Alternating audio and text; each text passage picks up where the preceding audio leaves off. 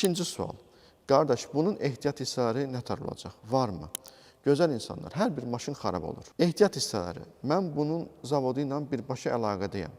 Nə vaxta qədər ki, əlaqədəyəm, o vaxta qədər sizə servis təminatını İnşallah, Allahın izni ilə. Mən söz verirəm, amma hər şey bir yerə qədər də və eyni zamanda ehtiyat hissəsi təminatını eləyəcəm. Bu olacaq 5 il, 10 il və yaxud da ömrümün axırına qədər. Mən bilmirəm bu nə qədər olacaq. Amma mən olduğum sürəcə, bu işlə məşğul olduğumuz sürəcə mən sizə bunu yüksək səviyyədə təmin edəcəm. Bundan əlavə, Rusiya Azərbaycandan 50 dəfə çox bundan alıb.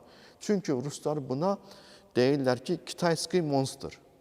Bilirsiniz ki, rusların maşın sürmək ideologiyası mı deyim və yaxud da ki, sürmək şəkli mi deyim və yaxud da coğrafiyası mı deyim, bizə çox yaxındır. Biz illərcə rus maşınları sürmüşük da və ona görə də biz Rusla əlaqəmiz daha rahatdır, nəinki digər ölkələrlə. Və düşünün ki, bir dənə rus yoxdur ki, çıxsın desin ki, bu pis maşındır.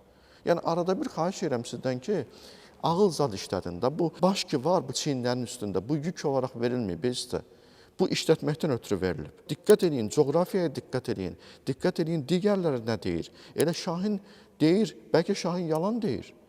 Mən əslində yalan demirəm, mən Azərbaycanlı digər maşın reklam edənlərdən danışıram. Baxın, görün, əgər dünyanın hər yanını bunu sizə bənzəyən şəkildə tərif edirsə, rusların biri bunu pisləmir.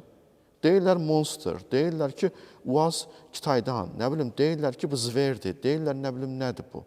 Və bu elə belə deyil axı, sizcə konserva qutusu, sizcə zver ola bilər. Zver nə deməkdir? Vəhşi deməkdir, düzdür? Yəni, o ehtiyat hissəsi, o dözümlülük məsələsini unudun.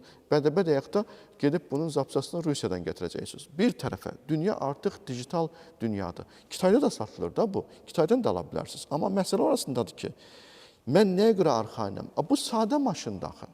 Bu sadə maşındır. Bu sadə maşını siz rahatlıqla düzəldə də biləcəksiniz. Üçüncü sual.